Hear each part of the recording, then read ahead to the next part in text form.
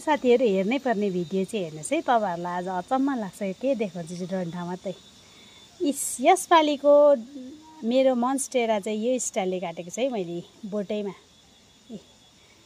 1 2 3 यहाँ हेर्नुस् 4 यहाँसम्म 5वटा मैले काटेर चाहिँ यहाँसम्म 6 पो छ यहाँ पनि छ त 6वटा काटेर चाहिँ मैले यो स्ट्यान्डमा नै यसरी राखेको छु, निकालेको छैन। यसको टुप्पी चाहिँ मैले काटेर चाहिँ अर्को जग्गा गाडेँ अनि यो भन्दा अल्गो भएको थियो। अन्त यहीँनिर मैले यसरी काटेर रेडी गरेको छु, किनभने मैले यो यसरी गर्दाखेरि रोपेको चाहिँ मैले लास्ट इयर पनि यसरी गर्दा मैले यसरी नै काटेको थिएँ। काट्दाखेरि साइडमा उम्रेको थियो। यसपालि चाहिँ कस्तो हुन्छ यो माथिको चाहिँ थाहा छैन कस्तो हुन्छ है, बा मर्नु पनि सक्छ।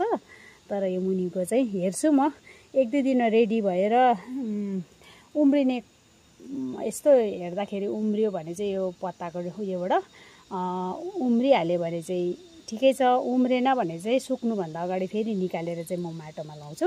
तर लास्ट इयर चाहिँ मैले यसरी काट्दाखेरि चाहिँ उम्रेको थियो। अब यसपालि पनि मैले 7वटा यहीँनिर कटिङ कट गरेको छु। हेरौँ कस्तो हुन्छ है त साथीहरु।